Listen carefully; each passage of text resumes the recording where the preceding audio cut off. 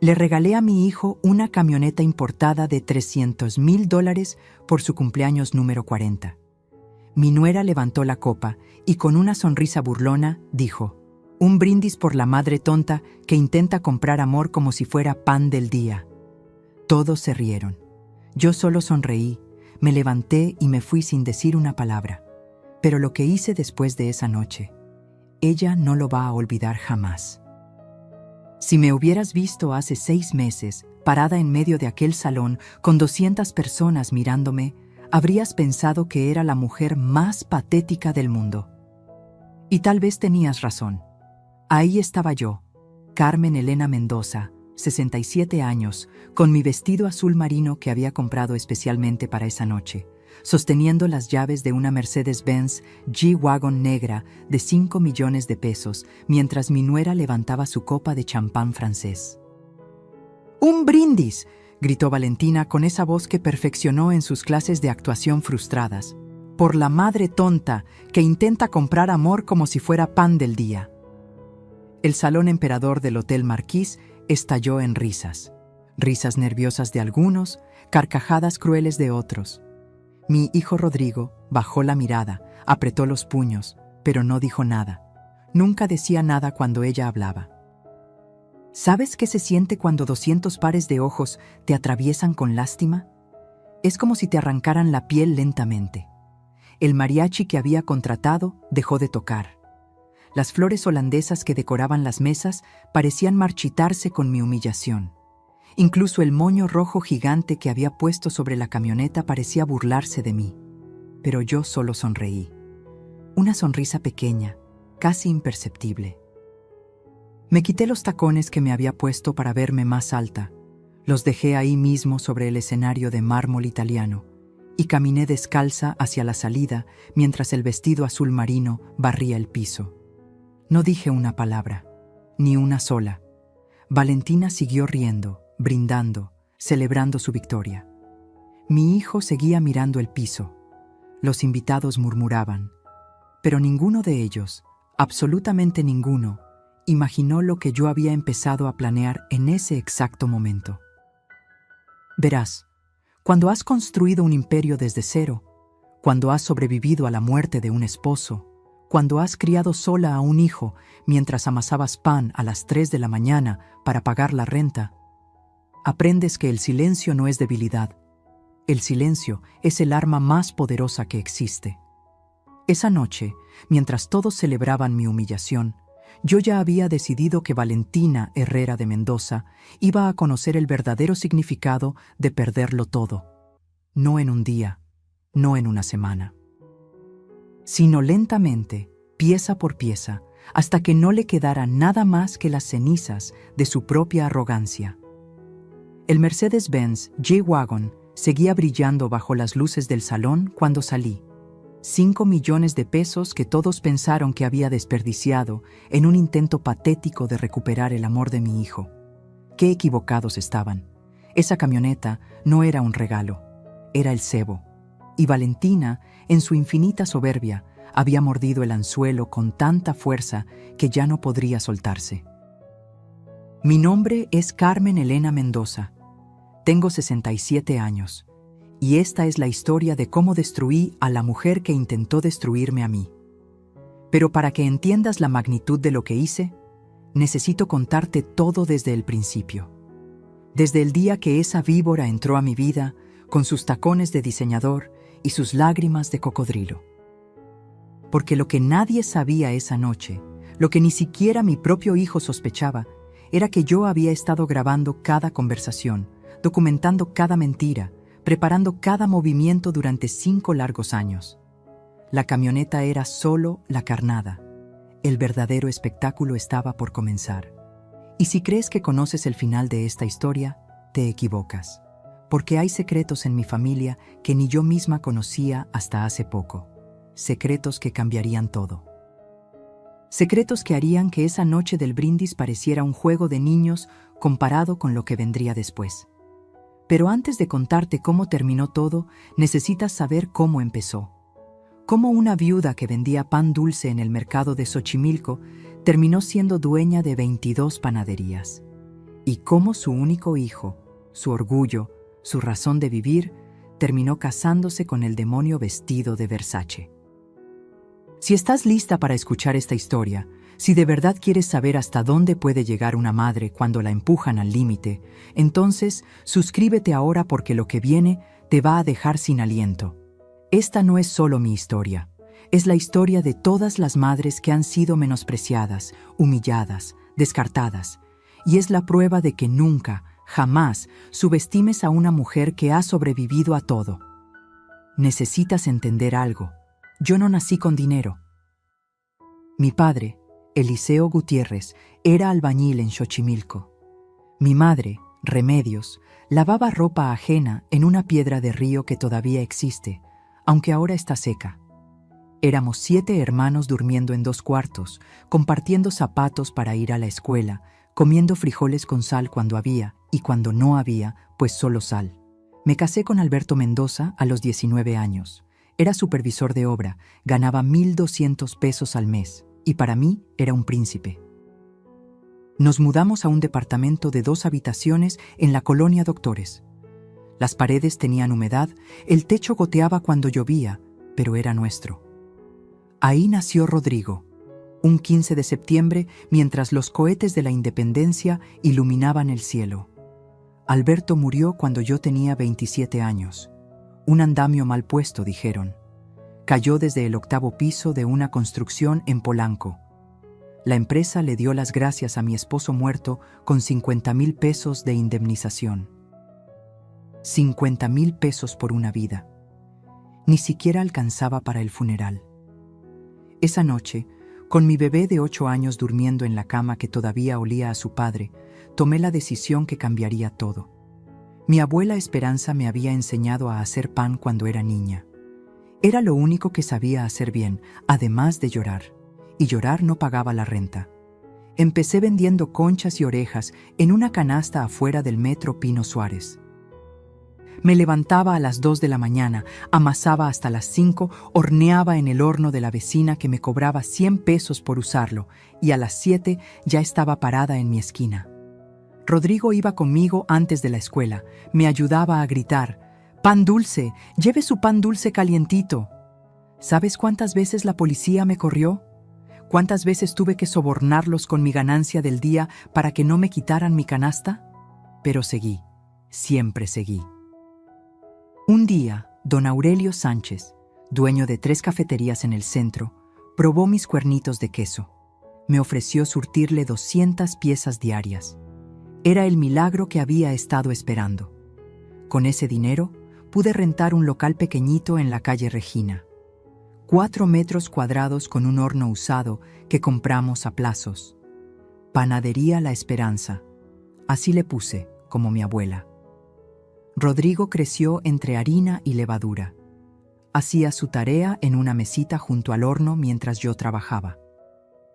A los 15 ya sabía hacer bolillos perfectos. A los 18 llevaba la contabilidad. Era brillante mi muchacho. Sacó la carrera de administración en la UNAM, mientras yo abría la segunda panadería en Coyoacán. Para cuando Rodrigo cumplió 30 años, ya teníamos 11 panaderías. 11. Desde Xochimilco hasta Satélite. Empleábamos a 87 personas, la mayoría mujeres solas como yo había sido. Les pagaba bien, les daba prestaciones, aguinaldo completo. Algunas lloraban cuando les entregaba su primer seguro médico. Yo entendía esas lágrimas. Fue entonces cuando apareció Valentina. Era septiembre del 2019. Lo recuerdo perfectamente porque acabábamos de inaugurar la panadería número 12 en San Ángel. Rodrigo llegó a la fiesta de apertura con ella del brazo. Alta, delgada como modelo de revista, con un vestido blanco que probablemente costaba más que lo que yo ganaba en mi primer año vendiendo pan. Tenía esa belleza artificial de las que salen en la televisión. Nariz operada, labios inflados, pómulos que parecían cortados con cuchillo. «Mamá, ella es Valentina Herrera, mi novia». La manera en que dijo «mi novia», como si hubiera ganado un premio. Como si por fin hubiera logrado algo que yo, con todas mis panaderías, no podía darle: estatus.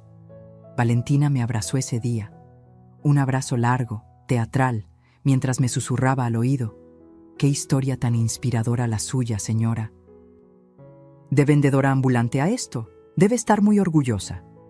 Vendedora ambulante, no empresaria, no mujer de negocios, vendedora ambulante.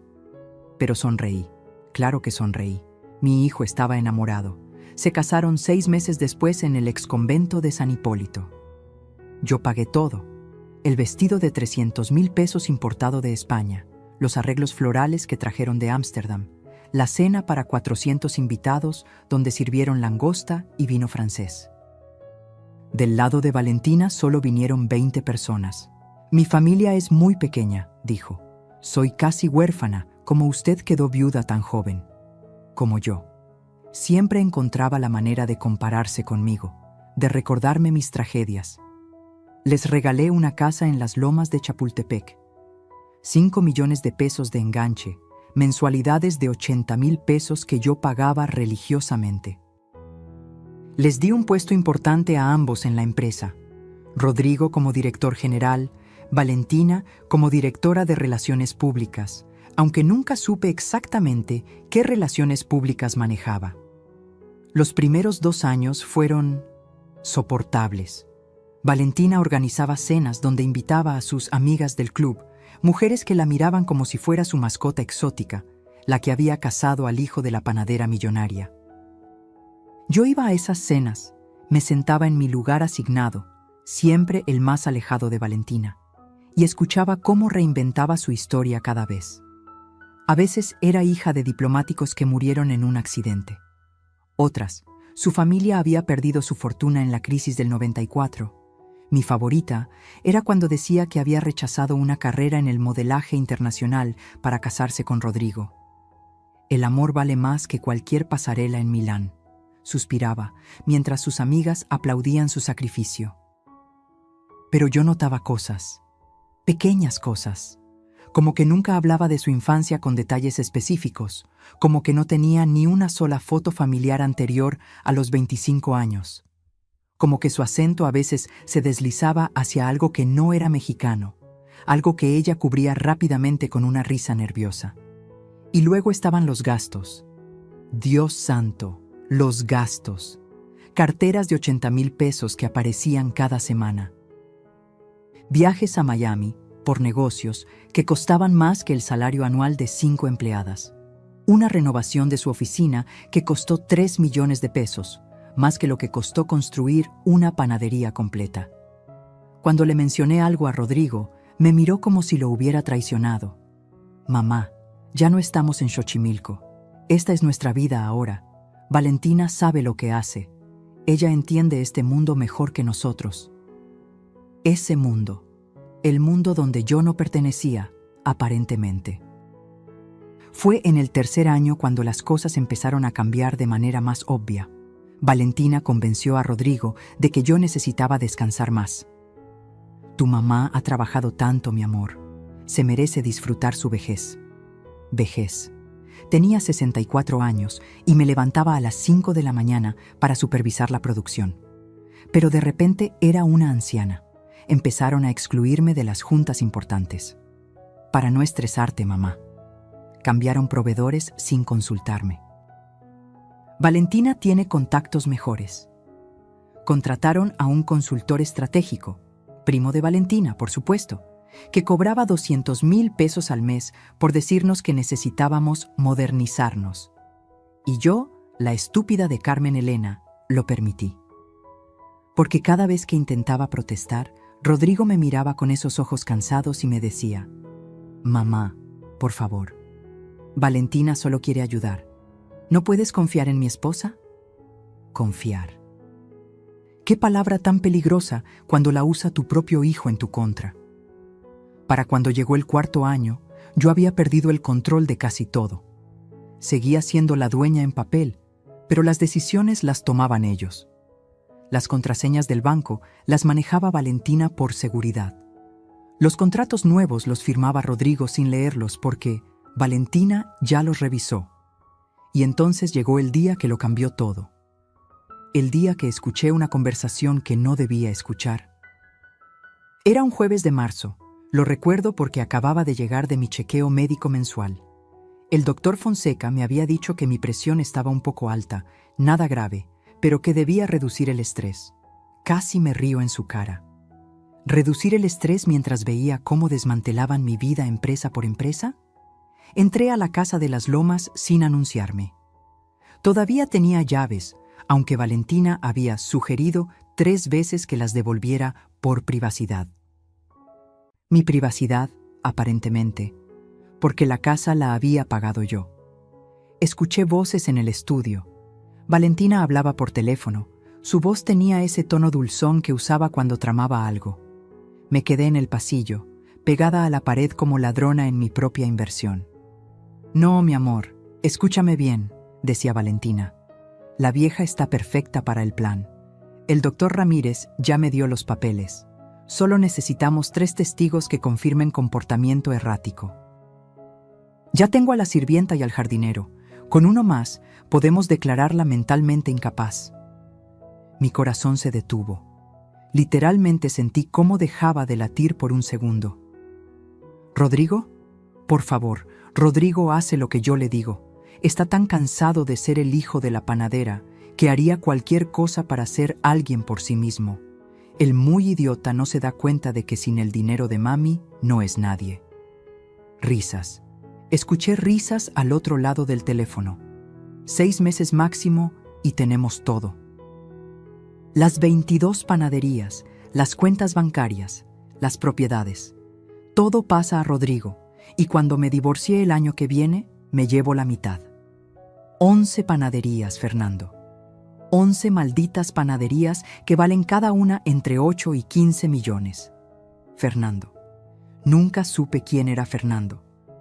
Tal vez nunca lo sabré. Tal vez no importa. La camioneta es perfecta. Ya convencí al tarado de que su mamá quiere comprarle algo extravagante para su cumpleaños. Cuando gaste 5 millones en un capricho así, tendremos la prueba perfecta de que está perdiendo el juicio. ¿Quién en su sano juicio regala una camioneta de 5 millones? Me deslicé por la pared hasta quedar sentada en el piso. El mármol frío atravesaba mi vestido. Mi hijo, mi Rodrigo. El niño que cargué 9 meses, que amamanté con estos pechos, que saqué adelante vendiendo pan bajo la lluvia. ¿Sabía de esto? Ay, no seas melodramático, Fernando. No la vamos a matar. Solo la vamos a internar en Villa Hermosa. Es un asilo de lujo en Cuernavaca. Hasta tiene vista a las montañas. Vivirá sus últimos años dopada y feliz. Es más de lo que se merece la vendedora ambulante esa. Me levanté en silencio. Cada músculo de mi cuerpo temblaba, pero no de miedo, de furia, de esa furia fría que solo sientes cuando te das cuenta de que has estado ciega por elección propia. Salí de la casa sin hacer ruido.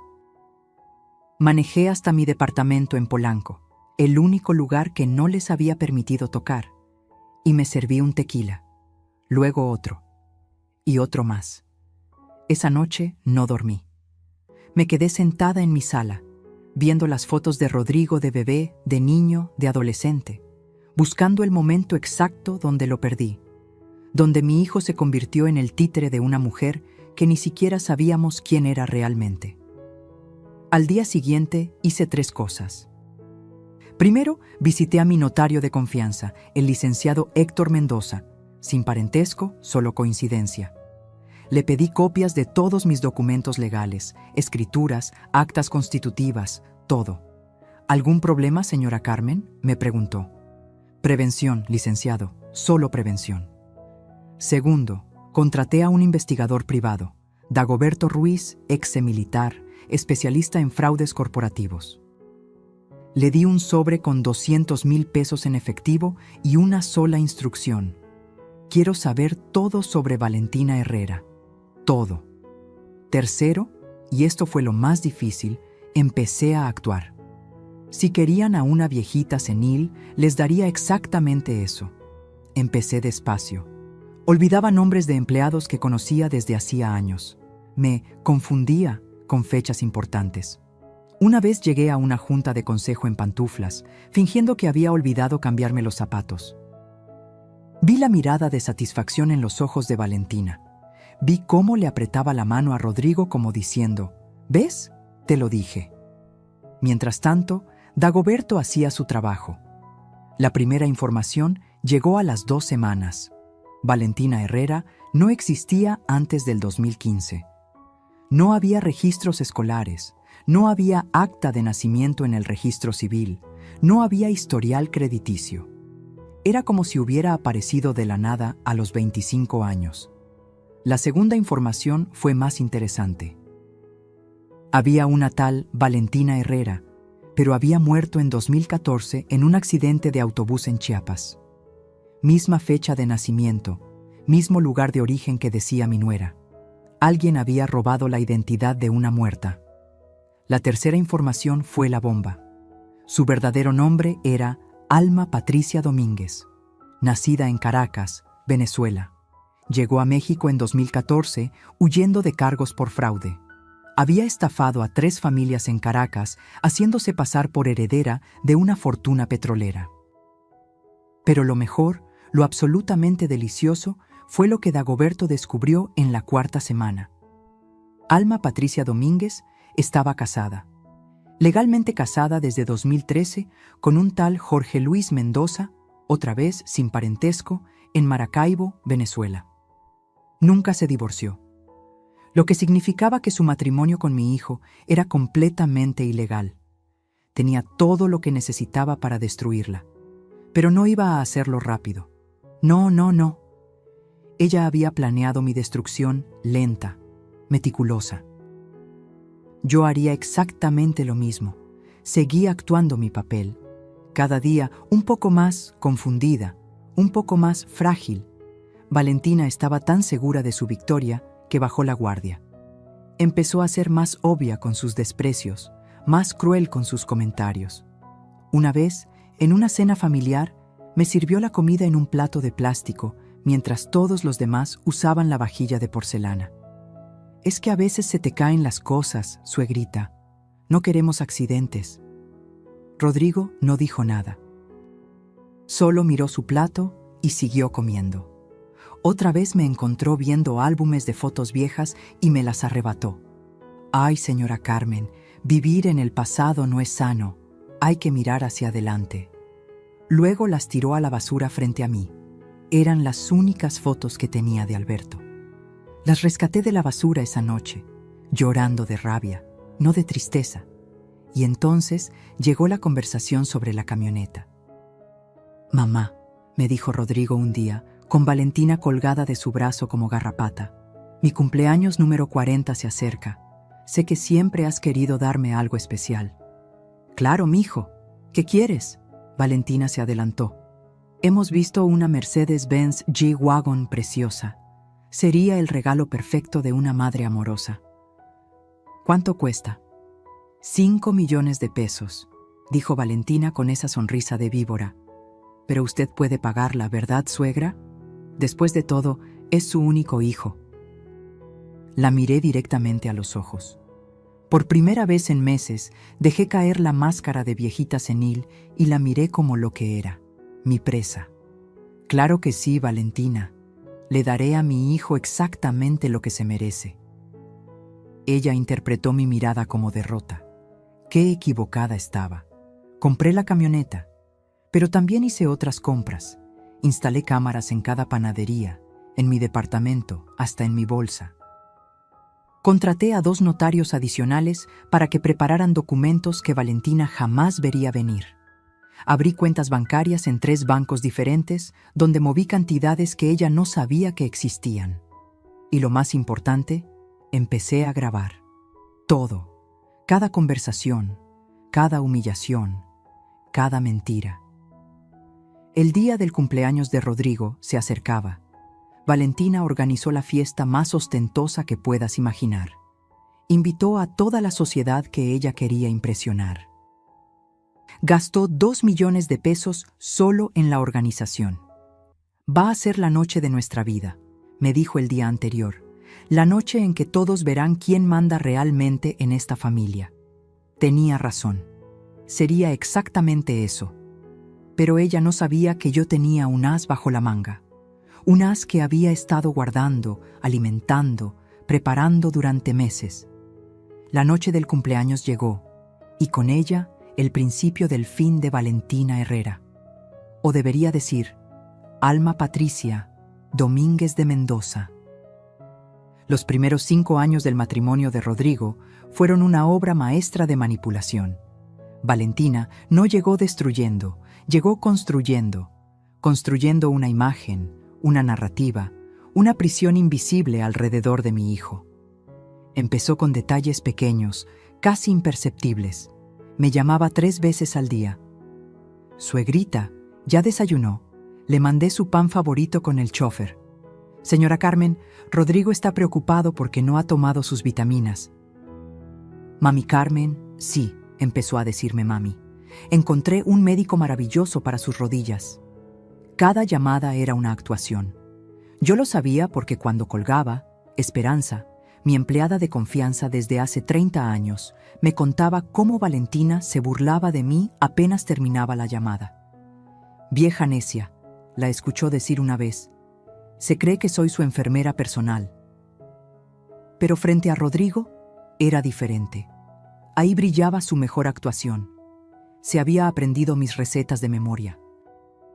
Cuando él llegaba cansado del trabajo, ella le servía mole negro, igual al de tu mamá, mi amor. Mentira. Lo compraba en un restaurante de Santa Fe y lo recalentaba. Una vez vi el recibo en su basura. 3,000 pesos por 1 litro de mole que ella hacía pasar por suyo. Organizaba domingos familiares, donde me invitaba a su casa, mi casa, la que yo pagué, y me sentaba en la cabecera mientras ella servía. Es que usted ya trabajó mucho, señora. Ahora me toca a mí cuidar de esta familia. Los vecinos la veían y comentaban que no era tan devota, qué ejemplo de amor filial. Nadie veía cuando me servía las sobras. Nadie notaba que mi café siempre estaba frío. Nadie se daba cuenta de que las flores que supuestamente me mandaba cada semana eran las que sobraban de sus eventos sociales. Pero su obra maestra, su verdadera genialidad, fue cómo aisló a Rodrigo de mí sin que él se diera cuenta. Mi amor, tu mamá se ve cansada. Mejor no la molestemos con problemas de la empresa. Rodrigo, tu mami necesita descansar. Yo me encargo de llevarle los reportes. Cariño, no le digas lo del préstamo bancario, solo la vas a preocupar. Cada frase era un ladrillo en el muro que construía entre nosotros. Y Rodrigo, exhausto de trabajar 12 horas diarias, agradecido de tener una esposa que se preocupaba por su madre, aceptaba todo. Valentina también era lista con el dinero. No robaba descaradamente. No, eso hubiera sido muy obvio. En cambio, creó una fundación, Mujeres Emprendedoras de México. Hermoso nombre, ¿verdad? Cada mes, la empresa donaba 500,000 pesos a esa fundación.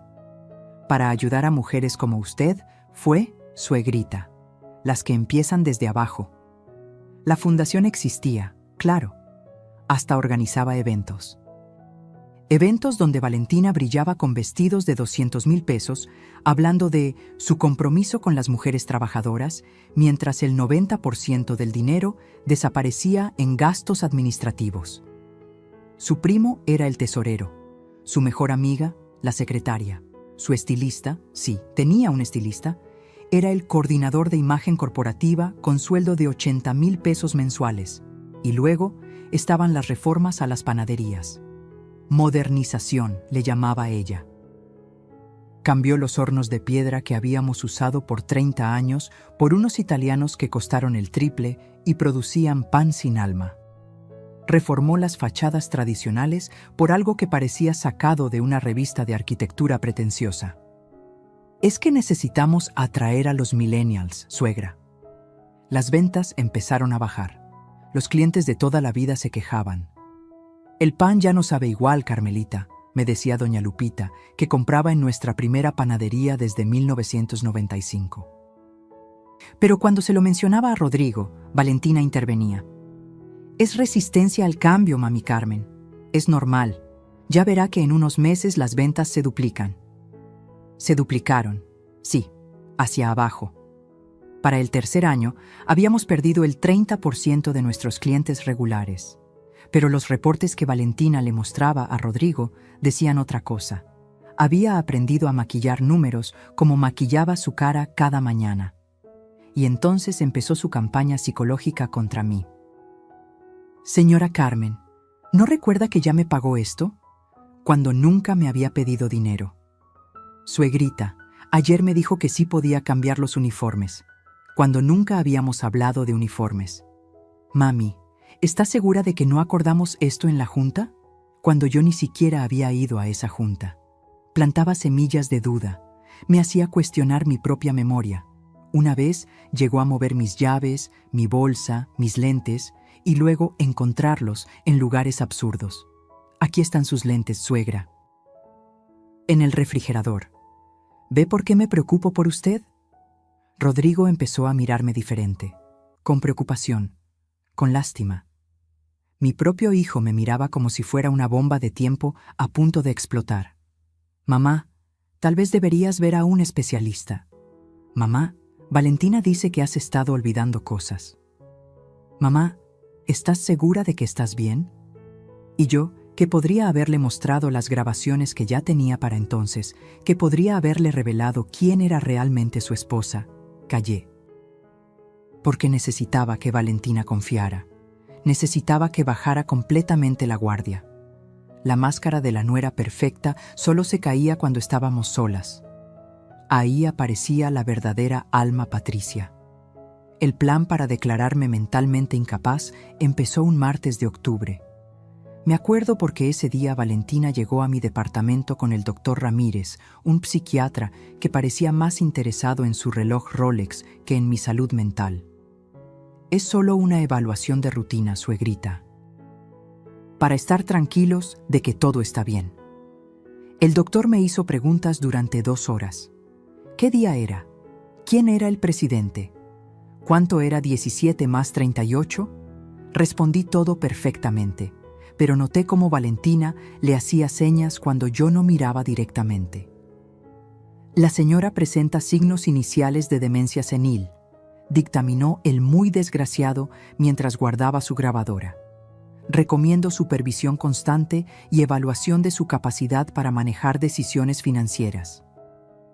Le pagaron 300,000 pesos por ese diagnóstico falso. Lo sé porque hackeé el correo de Valentina. Bueno, no yo.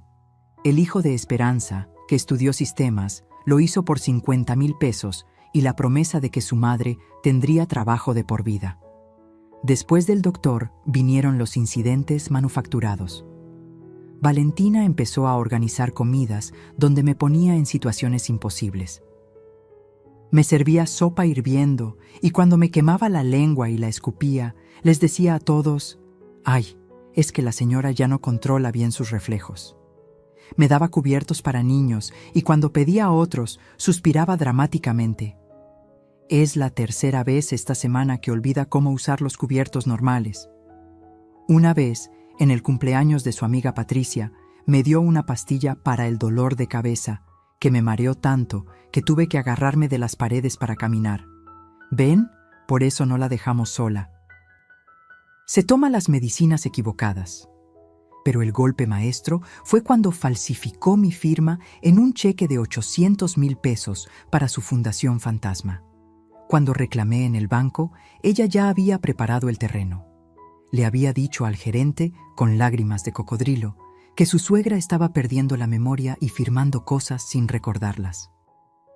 «Señora Mendoza», me dijo el gerente con esa condescendencia que usan con los viejos, «tal vez debería considerar dar poderes a su hijo para manejar sus finanzas». Rodrigo estaba ahí, viéndome con una mezcla de vergüenza y preocupación.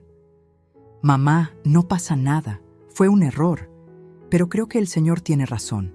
Valentina y yo podemos ayudarte con esto. ¿Sabes qué se siente cuando tu propio hijo, tu sangre, tu todo, te mira como si fueras un problema a resolver? Es como si te arrancaran el alma en pedacitos». Esa noche lloré. Lloré como no había llorado desde la muerte de Alberto. Pero entre lágrima y lágrima, tomé una decisión. Si querían guerra, guerra tendrían. Empecé mi contraataque de manera sutil. Primero, visité a la doctora Patricia Olmedo, neuróloga con 30 años de experiencia y, más importante, enemiga profesional del doctor Ramírez desde que él le robó una investigación en la universidad. Doctora, necesito evaluaciones neurológicas completas y necesito que sean irrefutables. Me sometí a todo: resonancias magnéticas, electroencefalogramas, pruebas cognitivas de 8 horas. Los resultados fueron contundentes. Mi cerebro estaba más sano que el de muchos de 40 años. Después, empecé a documentar todo con una obsesión enfermiza. Cada conversación la grababa con mi celular escondido. Cada documento lo escaneaba por triplicado. Cada movimiento bancario lo respaldaba con screenshots y estados de cuenta. Contraté a 3 empleadas nuevas en las panaderías, mujeres de mi absoluta confianza que en realidad eran testigos. Les pagaba extra para que observaran y reportaran todo lo que Valentina hacía. Una era exempleada bancaria y detectó irregularidades en la contabilidad que yo fingí no notar. Otra era exauditora del SAT y encontró facturas falsas por millones. La tercera era simplemente muy observadora y grabó a Valentina sacando dinero de las cajas registradoras cuando creía que nadie la veía. Pero lo más inteligente que hice fue contratar a Marina, una actriz retirada de telenovelas que ahora daba clases. Le pagué 200,000 pesos por enseñarme a actuar. Sí, a actuar. A fingir demencia de manera creíble pero no exagerada. A tener episodios en los momentos exactos para que Valentina se confiara más. Una vez, en una junta importante con inversionistas, fingí confundir a Valentina con mi hermana muerta. «Rosita, ¿qué haces aquí? Pensé que estabas en Oaxaca». Valentina aprovechó inmediatamente. «Ven, señores, por esto necesitamos reestructurar el poder ejecutivo de la empresa». Lo que no sabía era que yo había grabado su conversación telefónica de esa mañana donde les decía exactamente qué iba a hacer y cómo iban a responder ellos. Los mismos inversionistas eran parte de su plan. Para diciembre, Valentina estaba tan segura de mi demencia que se volvió descuidada. Hablaba abiertamente frente a mí de sus planes. Movía dinero sin ocultarlo. Hasta llegó a mostrarme los papeles de internamiento en Villahermosa por error y luego fingir horror. «Ay, suegrita, esto no era para usted. Es para una tía de una amiga». Villahermosa. 70,000 pesos al mes por tenerme sedada en una habitación de 3 por 3 metros. Ya hasta habían pagado el primer trimestre por adelantado. La fecha estaba marcada. Después del cumpleaños de Rodrigo. Después de que la camioneta de 5 millones probara mi incapacidad mental. Pero yo también tenía una fecha marcada.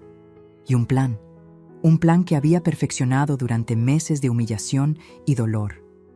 La batalla final se acercaba y Valentina no tenía idea de que ya había perdido la guerra.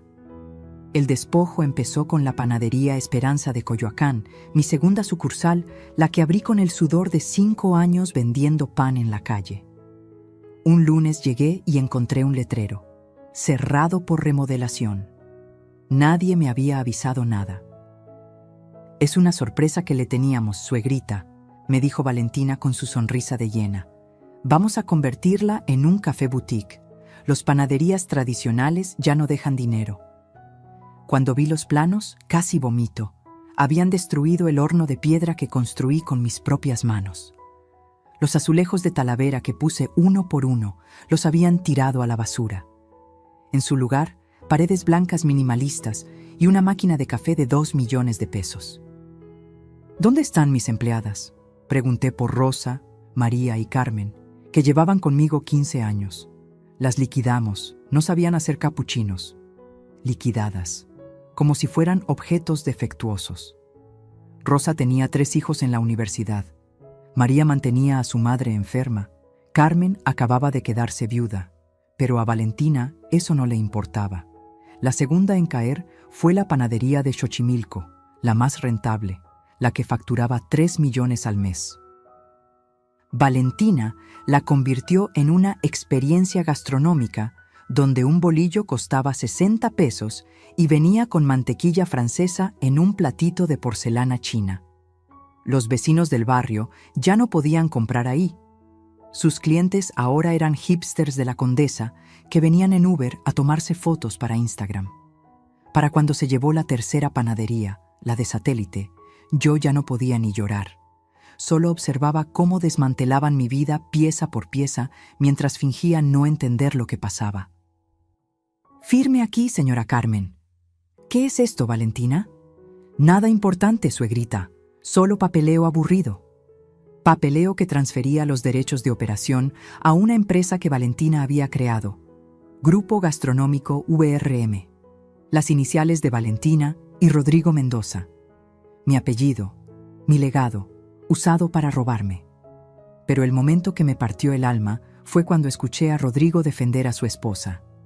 Estábamos en su oficina, que antes era mi oficina, y acababa de recibir el reporte de ventas. Habíamos perdido 40% de ingresos en 6 meses. «Hijo, esto no está funcionando. Los clientes se están yendo». «Mamá, no entiendes de negocios modernos». «¿No entiendo?» «Mijo, construí este imperio desde cero». «Eso fue hace 30 años, mamá. El mundo cambió. Valentina tiene un MBA de Harvard». «Mentira. Valentina compró ese diploma en línea por $3,000. Dagoberto, mi investigador, me había conseguido hasta el recibo de PayPal. Rodrigo, por favor, escúchame. Algo no está bien con tu esposa». Ahí fue cuando explotó. Mi hijo, mi bebé, me gritó por primera vez en su vida: «Basta, mamá, basta de atacar a Valentina. Ella es lo mejor que me ha pasado. Tú solo estás celosa porque ya no eres el centro de atención, porque ya no te necesito». Cada palabra fue una puñalada. Me levanté despacio, con la poca dignidad que me quedaba, y caminé hacia la puerta. «Mamá, espera, yo no quise». «Está bien, mijo, tienes razón. Ya no me necesitas». Esa noche, en mi departamento, abrí la caja fuerte que tenía escondida detrás de un cuadro de la Virgen de Guadalupe. Adentro estaban todos los documentos que Dagoberto había conseguido. Las pruebas de la bigamia de Valentina, los estados de cuenta de las Islas Caimán donde estaba desviando dinero, las grabaciones donde planeaba mi internamiento. Pero también había algo más, algo que ni Valentina ni Rodrigo sabían. 5 años antes de que apareciera Valentina, cuando el negocio empezó a crecer exponencialmente, mi contador, el viejo Don Samuel, me dio un consejo. «Señora Carmen, proteja su patrimonio. Nunca se sabe». Seguí su consejo. Creé una empresa holding en Panamá, completamente legal, donde estaba el verdadero patrimonio. Las 22 panaderías que Valentina creía controlar eran solo franquicias. El nombre, las recetas, los derechos de marca, todo estaba en esa holding de la que yo era la única dueña. Valentina estaba robando cascarones vacíos. Pero había más. Durante los últimos 6 meses, mientras fingía demencia, había estado comprando propiedades a través de prestanombres, 7 locales en las mejores zonas de la ciudad, y había contratado en secreto a todas las empleadas que Valentina había despedido. El día del cumpleaños de Rodrigo se acercaba. Valentina había organizado la fiesta del siglo. Había invitado a 300 personas, gastado 2 millones en decoración, contratado a los Tigres del Norte para que tocaran en vivo. «Va a ser épico, suegrita», me dijo mientras revisaba la lista de invitados. «Todos van a ver el regalo increíble que usted le da a su hijo, 5 millones de pesos en una camioneta. ¡Qué generosidad la suya!». La miré a los ojos. Por un segundo, solo un segundo, dejé que viera la verdad. Dejé que viera que sabía todo, pero antes de que pudiera procesar lo que había visto, volví a mi actuación de viejita confundida. «Sí, mijita, le voy a dar exactamente lo que se merece». Valentina rió, una risa que pronto se le iba a congelar en la garganta, porque yo había invitado a unas personas extra a la fiesta, personas que Valentina no esperaba, personas que cambiarían todo. La bomba estaba a punto de explotar. Comprar esa Mercedes-Benz G-Wagon fue el momento más doloroso y liberador de mi vida. doloroso porque confirmaba que mi hijo valoraba más el dinero que a su madre, liberador porque era la carnada perfecta para mi plan. Fui al distribuidor de Mercedes-Benz en Polanco un miércoles por la mañana. Valentina insistió en acompañarme para ayudarla a no confundirse, suegrita. Llevaba un vestido rojo que gritaba dinero y una sonrisa que gritaba victoria. El vendedor, un joven llamado Eduardo, nos atendió con esa mezcla de admiración y codicia que tienen los que venden lujo. Valentina inmediatamente tomó control. Queremos la G-Wagon más equipada que tengan, la AMG G63, negra, con interiores de piel color caramelo. Excelente elección, señora. Esa configuración tiene un precio de 5.200.000 pesos. Perfecto, dijo Valentina antes de que yo pudiera hablar. Mi suegra pagará en efectivo. Eduardo casi se atraganta. ¿Efectivo? Transferencia bancaria, corregí yo. Pero quiero algunas modificaciones especiales. Valentina me miró extrañada. ¿Qué modificaciones, suegra? Quiero que graben para Rodrigo, con amor eterno de tu madre, en las cabeceras de piel. Y quiero una placa personalizada. Claro, ¿qué quiere que diga la placa? Verdad 40. Valentina rió. Ay, suegra, qué ocurrente. Verdad por su cumpleaños 40. No era por eso, pero la dejé creer lo que quisiera. Durante las 3 semanas que tardaron en preparar la camioneta, Valentina no cabía de la emoción.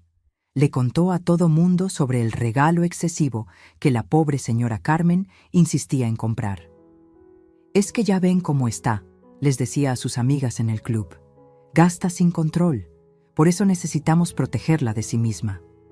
Organizó la fiesta más ostentosa que había visto en mi vida. Rentó el Salón Emperador del Hotel Marquis, el mismo donde se casaban los políticos y empresarios más ricos del país. Contrató a los mejores organizadores de eventos, los que cobraban 500.000 pesos solo por la planeación. La lista de invitados era un show aparte. Había invitado a toda la sociedad que ella quería impresionar. Empresarios, influencers, hasta un par de actores de telenovelas.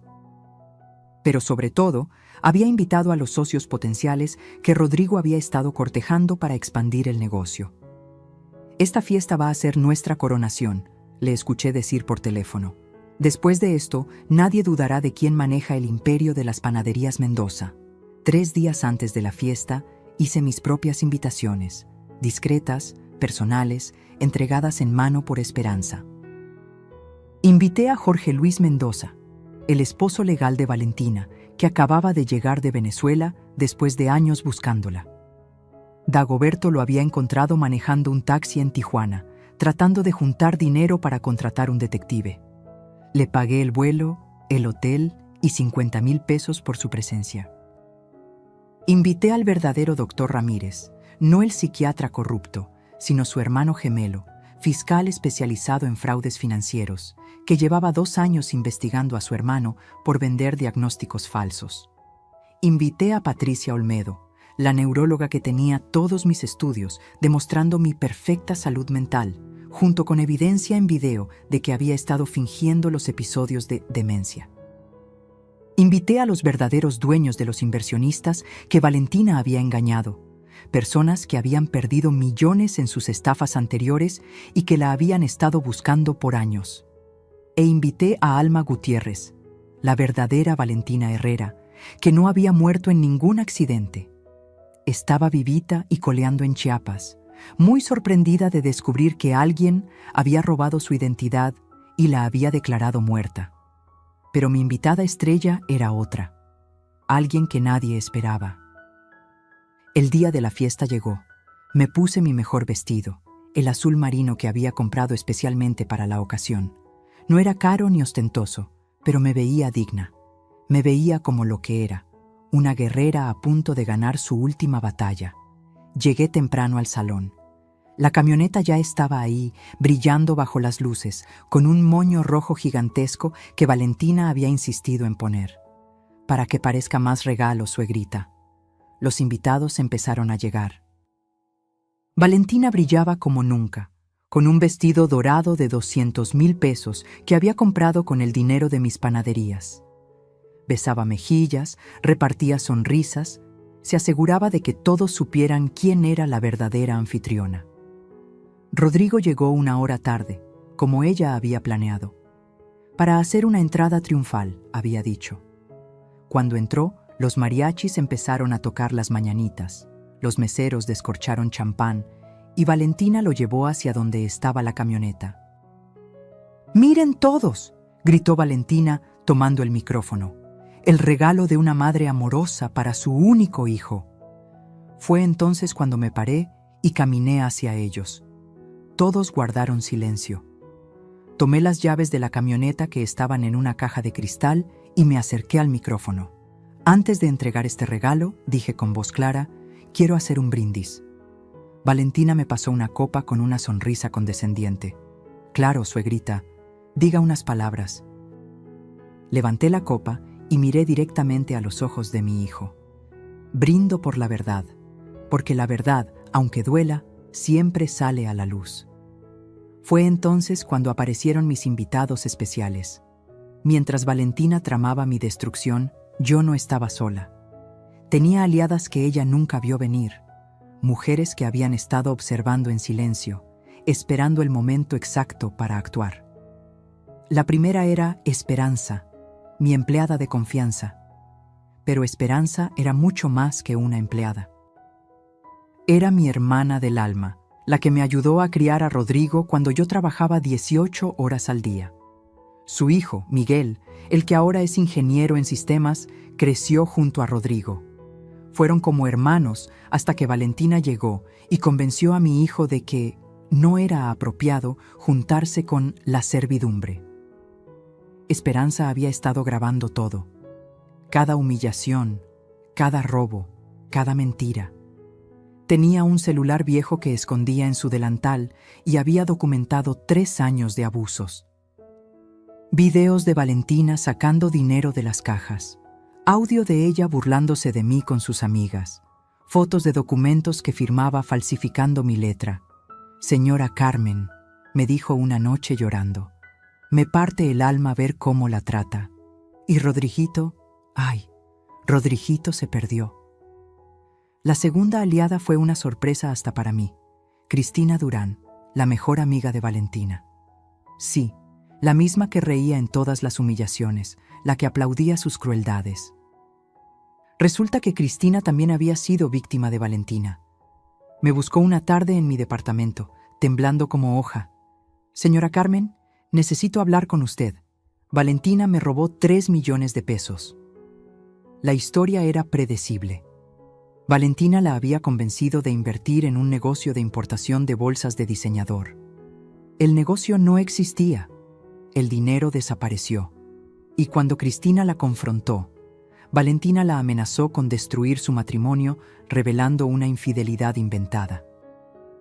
«Tengo todos los mensajes, las transferencias, los contratos falsos», me dijo Cristina entregándome una USB. «Pero hay más. Valentina tiene una cuenta secreta donde guarda todo lo que roba. La contraseña es el cumpleaños de su primer esposo. Su primer esposo, Jorge Luis, el que estaba legalmente casado con ella. La tercera aliada fue la más inesperada, mi notaria, la licenciada Rebeca Montemayor. Una mujer de 60 años, dura como el acero, que había visto demasiados casos de esposas manipuladoras destruyendo patrimonios familiares. «Carmen», me dijo en su oficina con vista a Reforma, «lo que está pasando es criminal y tengo una idea». Su idea era brillante. Mientras Valentina creía estar transfiriendo las panaderías a su nombre, en realidad estaba firmando documentos que no decían lo que ella pensaba. Rebeca había usado un truco legal antiquísimo. Las transferencias requerían una segunda firma de validación que nunca llegó. Todos los papeles que Valentina había falsificado eran legalmente inválidos. Además, añadió Rebeca con una sonrisa que daba miedo, «tengo un primo en la Fiscalía especializada en delitos financieros. Le va a interesar mucho el caso de la Fundación Fantasma de su nuera». Pero mi aliada más valiosa fue alguien que Valentina había olvidado que existía. Rosa María Domínguez, su propia madre. Dagoberto la encontró en Caracas, viviendo en un asilo de caridad. Valentina, o Alma Patricia, su verdadero nombre, la había abandonado hacía 10 años, diciéndole que se iba a casar con un millonario mexicano y que volvería por ella. Mi hija siempre fue ambiciosa, me dijo Rosa María por videollamada, con lágrimas en los ojos. Desde niña mentía, robaba, manipulaba. Pensé que cambiaría, pero cuando robó los ahorros de toda la vida de su padre y lo dejó morir sin poder pagar el hospital, supe que había criado a un monstruo. Rosa María tenía algo invaluable: el acta de nacimiento original de Alma Patricia, sus registros escolares donde había sido expulsada por robo y, lo más importante, una orden de aprehensión de Venezuela por fraude que seguía vigente. «Señora Carmen», me dijo, «ayúdeme a venir a México. Quiero ver la cara de mi hija cuando sepa que su madre está viva y dispuesta a testificar en su contra». Le pagué el vuelo, la hospedé en un hotel discreto en Coyoacán y la preparé para la fiesta. Mientras tanto, seguí perfeccionando mi actuación.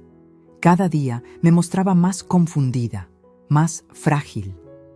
Valentina estaba tan embriagada con su próxima victoria que no notó cuando instalé cámaras en su casa. No vio cuando copié todos sus archivos de la computadora. No se dio cuenta de que su teléfono estaba intervenido. Una semana antes del cumpleaños, la escuché hablar con alguien llamado Fernando. Después de la fiesta, internamos a la vieja. Ya tengo a los enfermeros contratados. Van a venir a las 3 de la mañana cuando todos estén borrachos. Se la llevan sedada y para cuando Rodrigo despierte, su mamá ya va a estar en Villahermosa. ¿Y si el hijo se opone? No se va a oponer. Le voy a decir que su madre intentó suicidarse. Tengo pastillas para dormir que voy a poner en su bolsa. Con eso y el episodio de la camioneta, cualquier juez nos va a dar la razón. Escuché mi sentencia de muerte civil con una calma que me sorprendió. No sentí miedo, no sentí tristeza, solo sentí una fría determinación.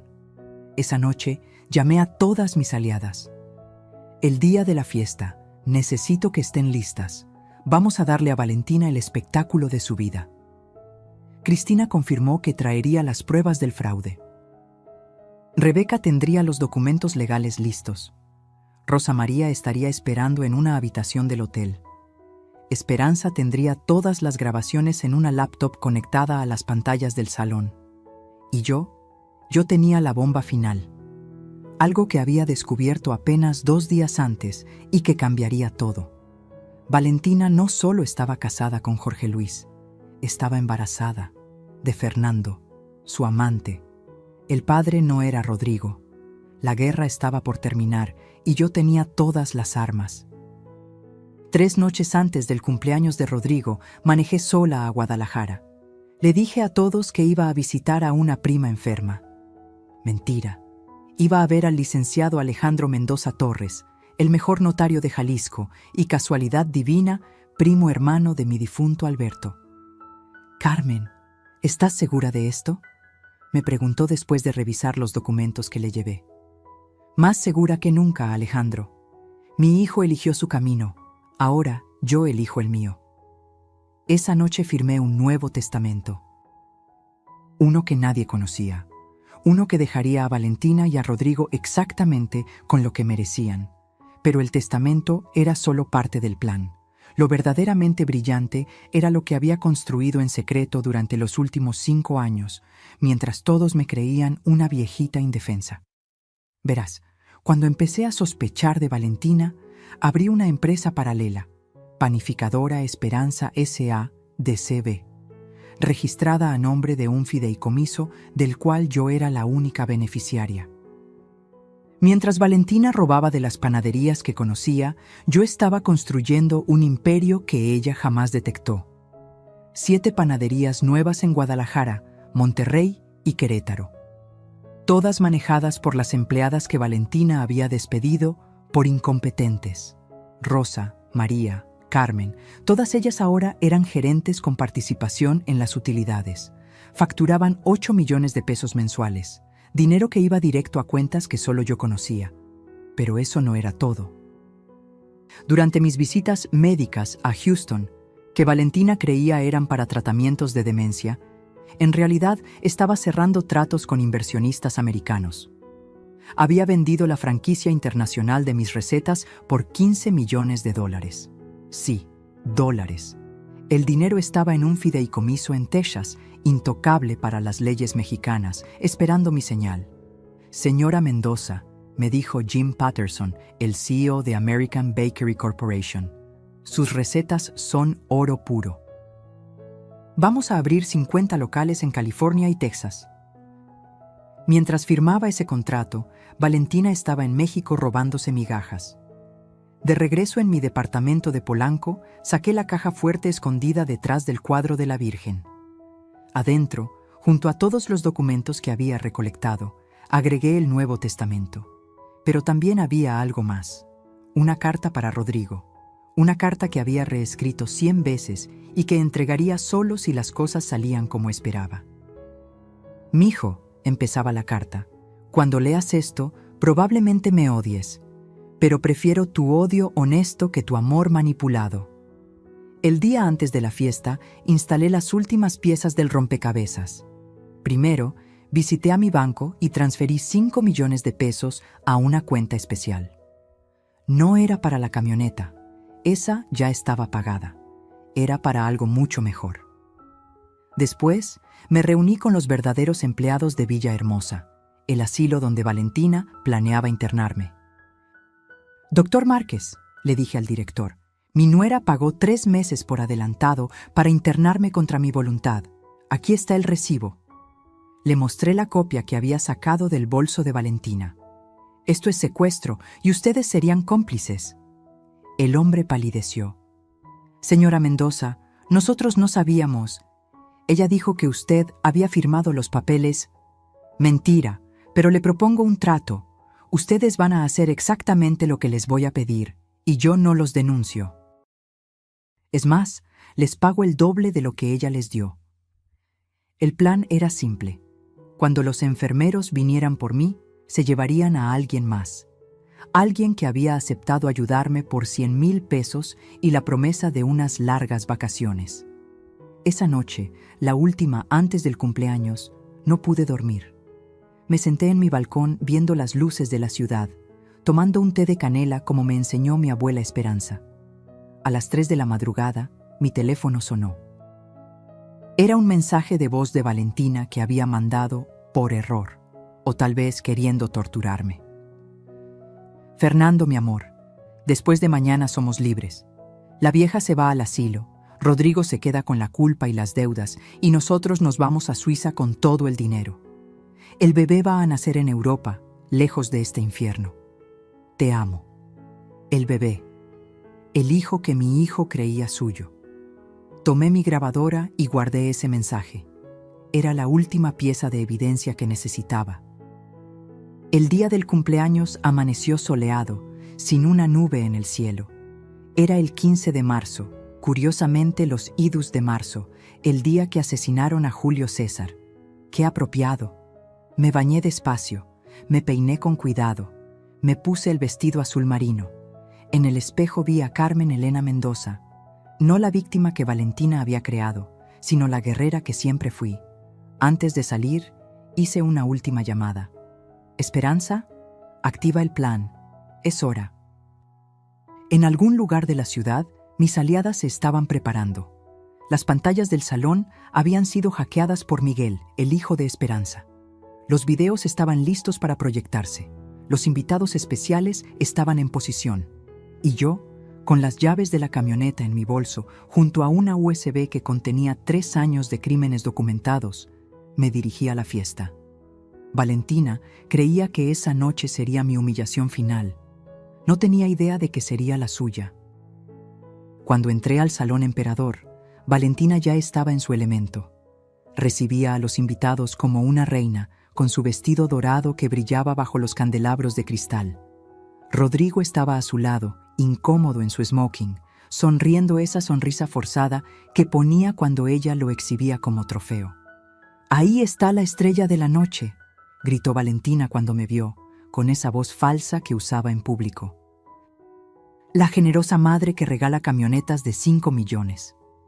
200 pares de ojos se volvieron hacia mí, algunos con burla, otros con lástima, la mayoría con ese morbo cruel de los que disfrutan viendo caer a otros. Me acerqué despacio, sonriendo. Valentina me abrazó teatralmente para las fotos. Llegó su hora, suegrita, me susurró al oído. Después de esta noche, todos sabrán que está loca. Tienes razón, le susurré de vuelta. Después de esta noche, todos sabrán la verdad. Ella rió, creyendo que deliraba. La cena transcurrió según su guión. Valentina había preparado todo para hacerme quedar mal. Mi plato era diferente al de los demás, comida en papilla, porque a la señora se le dificulta masticar. Mi copa tenía agua mientras todos tomaban vino. Es que con sus medicamentos no puede beber. Mi silla estaba apartada de la mesa principal, para que esté más cómoda. Cada humillación era recibida con risitas nerviosas de los invitados. Vi a algunos empresarios importantes intercambiar miradas. Vi a las esposas de los socios cuchichear. Todos pensando lo mismo. Pobre vieja senil. A las 10 de la noche llegó el momento del brindis. Valentina tomó el micrófono con su copa de champán Moet en Chandon de 3,000 pesos la botella. ¡Un brindis!, gritó con su voz entrenada para fingir emoción. Por la madre tonta que intenta comprar amor como si fuera pan del día. El salón estalló en risas. Cruel, despiadada, horrible risa. Fue mi señal. Me levanté despacio, me quité los tacones con calma y caminé descalza hacia la salida. Pero antes de llegar a la puerta, me detuve y volví. Tienes razón, Valentina, dije tomando el micrófono que ella había dejado. Soy una tonta. Fui tonta por confiar, tonta por creer, tonta por no ver lo que todos aquí van a ver ahora. Saqué mi celular y presioné enviar. En las pantallas gigantes del salón empezó a reproducirse un video. Era Valentina en mi casa, sacando dinero de mi bolsa mientras yo dormía. Su voz se escuchaba clara. Vieja estúpida, ni cuenta se da de que le robo. Los murmullos empezaron inmediatamente. Valentina corrió hacia las pantallas. ¡Apaguen eso! ¡Es falso! ¡Está editado! Pero los videos seguían. Valentina firmando documentos con mi nombre. Valentina en el banco diciendo que su suegra tenía demencia. Valentina con el doctor Ramírez pagándole 300,000 pesos por el diagnóstico falso. ¡Rodrigo!, gritó desesperada. ¡Haz algo! Mi hijo estaba paralizado, viendo cómo su mundo se derrumbaba. «Esperen», dije por el micrófono, «que lo mejor está por venir». La siguiente grabación era del día anterior. Valentina hablando con Fernando. «El bebé no es de Rodrigo, amor, pero él es tan idiota que nunca hará una prueba de paternidad». Un grito ahogado recorrió el salón. Rodrigo se puso blanco como papel. «¿Bebé?», preguntó con voz rota. «¿Qué bebé?». Valentina estaba atrapada. No podía negar los videos, no podía negar su voz, no podía negar nada. «Pero aún hay más», continué. «Les presento a algunos invitados especiales».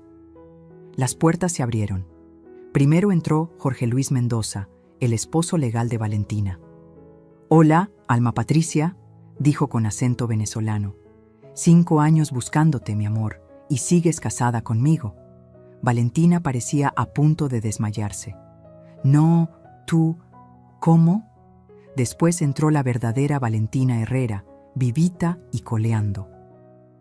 «Mucho gusto», dijo la mujer. «Soy Valentina Herrera, la verdadera, y vengo a denunciar robo de identidad». Luego entró el fiscal Ramírez, hermano del doctor corrupto. «Señora Alma Patricia Domínguez, queda arrestada por fraude, falsificación de documentos, robo de identidad y bigamia». Pero el golpe final vino de la última persona en entrar. Rosa María Domínguez, la madre de Valentina. «Mija», dijo la señora con lágrimas en los ojos. «¿Valió la pena? ¿Valió la pena destruir a otra familia como destruiste la nuestra?». Valentina cayó de rodillas. Su vestido dorado se arrugó en el piso de mármol. El maquillaje perfecto se corrió con las lágrimas. La máscara finalmente había caído. «¡Carmen!», gritó. «Por favor, piensa en Rodrigo, piensa en tu hijo». Me acerqué a ella, me agaché hasta estar a su altura y le dije suave pero claro para que todos escucharan. Pensé en él. Por eso hice todo esto, para salvarlo de ti. La policía se la llevó esa misma noche, pero antes de que saliera, me acerqué una última vez. La camioneta nunca fue para Rodrigo. Era el precio de tu libertad. 5 millones de pesos para desenmascarar a una criminal. La mejor inversión de mi vida. El salón estaba en silencio absoluto. Los invitados no sabían dónde mirar. Los meseros habían dejado de servir. Hasta los mariachis estaban mudos. Rodrigo seguía parado en el mismo lugar, como estatua. Rodrigo me miraba como si fuera la primera vez que me veía. Ahí, parado en medio del salón con su smoking de 100,000 pesos, parecía un niño perdido. El mismo niño que lloraba cuando se raspaba las rodillas, el que me abrazaba cuando los truenos lo asustaban. «Mamá, ¿todo esto lo planeaste?» «No, mijo, todo esto lo planeó tu esposa. Yo solo me defendí». Se dejó caer en una silla. Los invitados empezaron a irse en silencio, como quien huye de un funeral. En 15 minutos, el salón quedó vacío. Solo quedamos Rodrigo, yo, Esperanza y el abogado que había traído conmigo. «Licenciado Gutiérrez», le dije al abogado, «explíquele a mi hijo su situación legal». El abogado, un hombre de 60 años con cara de bulldog, abrió su portafolio. «Señor Mendoza, su matrimonio es nulo. La señora Valentina, o mejor dicho, Alma Patricia, estaba casada cuando se unió a usted. Eso significa que legalmente usted nunca estuvo casado». «¿Y las propiedades? ¿Las cuentas bancarias?» «Todo lo que está a nombre de ambos puede ser reclamado únicamente por usted. Ella no tiene derecho a nada». «¿Y el bebé?» Ahí me dolió el corazón. Ver a mi hijo preguntar por un bebé que no era suyo. «Rodrigo», le dije suave, «ella está embarazada de Fernando, su amante. Lo admitió en las grabaciones». Se quebró. Mi hijo, mi muchachito fuerte, lloró como no lo había visto llorar desde que murió su padre. Me acerqué para abrazarlo, pero me rechazó. «No me toques, tú también me mentiste, me hiciste creer que estabas perdiendo la cabeza para protegerte». «No necesitaba tu protección, necesitaba que confiaras en mí». «¿Confiar? Rodrigo, cuando intenté advertirte, me gritaste, me dijiste que estaba celosa, me echaste de tu vida». «Porque ella me convenció». «Exacto, ella te convenció, tan fácilmente, tan rápido, ¿y querías que confiara en ti?». La verdad le pegó como cachetada. Se levantó tambaleante y caminó hacia la salida. «¿A dónde vas?». «A emborracharme hasta olvidar que existo». «No, vas a ir a tu casa, vas a dormir y mañana vamos a arreglar este desastre, juntos». «¿Juntos? Mamá, vendiste las panaderías, ¿verdad? Por eso ella no encontraba el dinero». «No las vendí, las protegí. Siguen siendo nuestras». «¿Nuestras?». «Siempre fueron nuestras, mijo, siempre».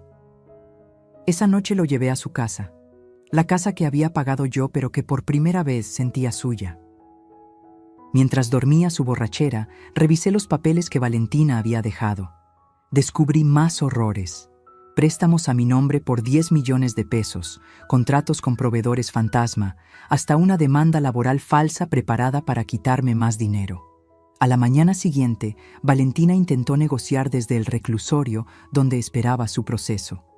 Mandó a su abogado, un tipo con cara de rata que cobró 50,000 pesos solo por venir a verme.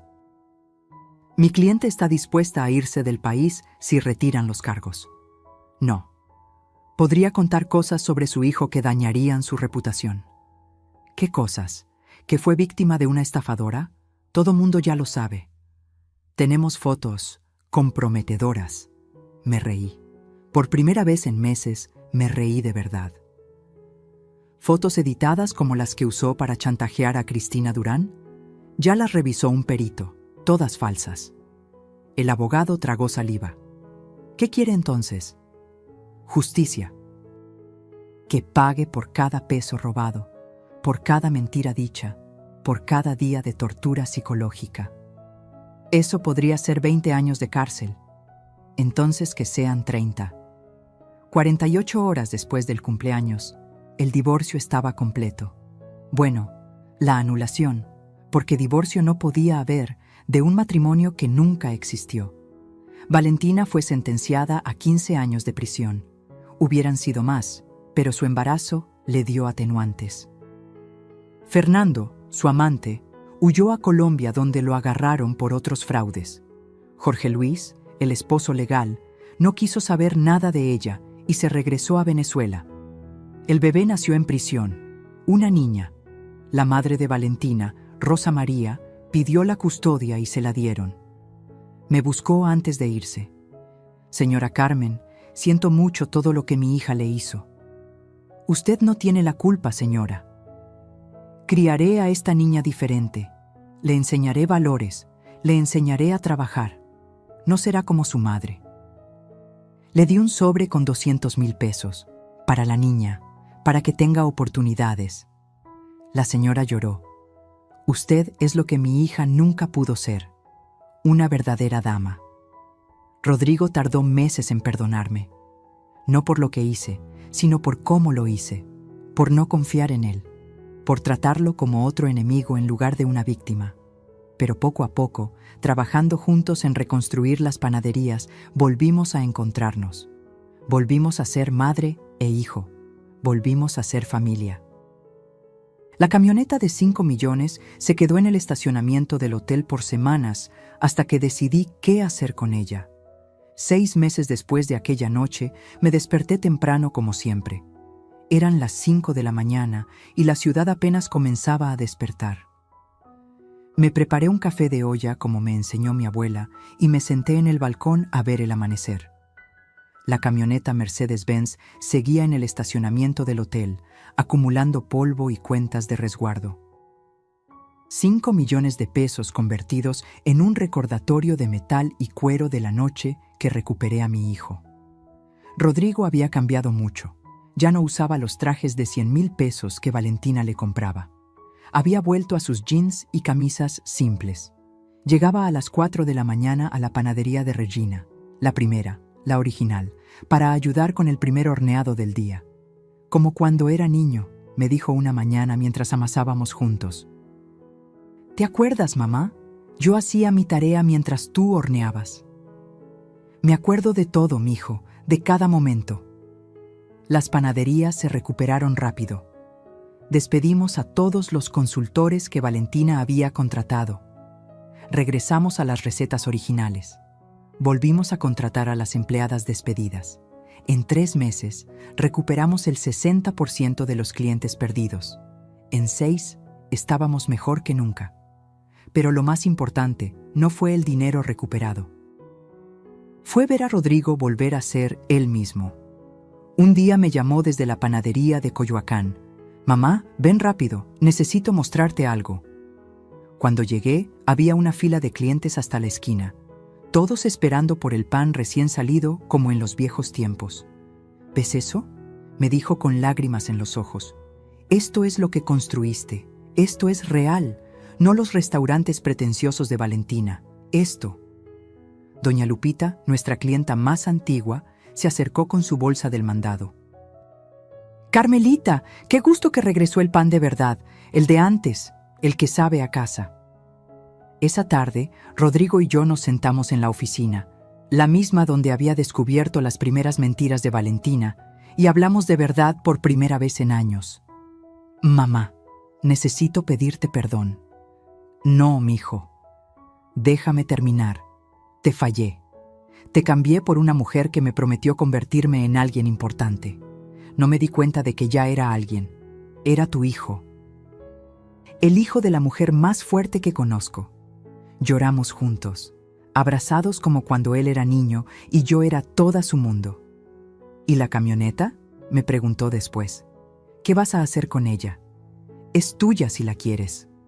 No la quiero. Me recuerda todo lo malo. Entonces la vendemos. ¿No? Tengo una mejor idea. Su idea me sorprendió. Quería subastarla y usar el dinero para crear una fundación real, no como la falsa de Valentina. Una fundación para ayudar a mujeres víctimas de violencia económica y psicológica. La llamaremos Fundación Esperanza, dijo, como tu abuela, como tu primera panadería, como tu empleada fiel. La subasta fue un evento. No por publicidad, quisimos hacerlo discreto, pero la historia se había corrido. La esposa del embajador de Alemania, que había estado en la fiesta del cumpleaños y vio todo, compró la camioneta por 7 millones de pesos. Para mí no es solo un auto, me dijo. Es un símbolo de que las mujeres podemos defendernos. Con esos 7 millones, más 3 millones que puse yo, más 2 que puso Rodrigo de sus ahorros personales, creamos la fundación. En el primer año ayudamos a 53 mujeres a salir de relaciones abusivas, a recuperar su dinero, a reconstruir sus vidas. Una de ellas era Cristina Durán, la examiga de Valentina. No solo recuperó los 3 millones que le robaron, sino que con nuestra ayuda legal, descubrió que su esposo, que la amenazaba con quitarle a sus hijos, también la había estado robando. Ahora maneja una de nuestras panaderías nuevas en Guadalajara. Rosa, María, Carmen, todas las empleadas que Valentina despidió, ahora son socias minoritarias de las panaderías. Cada una tiene el 5% de la sucursal que maneja. En 5 años serán dueñas del 20%. Esperanza se jubiló, pero sigue viniendo cada mañana a tomar café conmigo. Su hijo Miguel diseñó un sistema de seguridad para todas las panaderías, para que nunca más alguien pueda robar, señora Carmen. ¿Y yo? Sigo levantándome a las 5 de la mañana. Sigo supervisando la producción. Sigo siendo Carmen Elena Mendoza, la panadera de Xochimilco, que construyó un imperio con sus manos. Pero ahora soy más. Soy la prueba viviente de que nunca es tarde para defenderse. De que el silencio puede ser un arma. De que a veces hay que destruir todo para poder reconstruir. Valentina sigue en la cárcel. Le quedan 9 años. A veces me llegan noticias de ella a través de su madre. Dice que estudia repostería en el penal, que quiere salir reformada, que pide perdón. No la odio. El odio es darle demasiada importancia. Simplemente ya no existe en mi mundo. Hace una semana, Rodrigo me dio la mejor noticia. Está saliendo con Sofía, la hija de mi notaria Rebeca. Una mujer trabajadora, honesta, que tiene su propio despacho de abogados especializado en derecho familiar. Esta vez es diferente, mamá. Sofía me quiere por quien soy, no por lo que tengo. ¿Y cómo sabes? Porque le conté toda la historia con Valentina en nuestra primera cita. Y su respuesta fue: tu madre es mi héroe. Ojalá algún día sea la mitad de fuerte que ella. Anoche, mientras cenábamos los 3 juntos, Sofía me dijo algo que me llegó al alma. Señora Carmen, gracias por no rendirse, por pelear, por enseñarnos que el amor de madre no es dejar que los hijos hagan lo que quieran, sino protegerlos incluso de sí mismos. Y así termina mi historia. La historia de cómo regalé una camioneta de 5 millones para recuperar algo invaluable, mi dignidad, mi familia, mi vida. Si esta confesión tocó tu corazón, si conoces a alguien que necesita escucharla, compártela. Comenta de dónde nos ves. Cuéntanos si has vivido algo similar.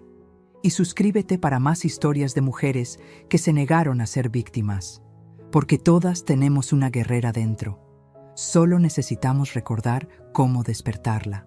Fin.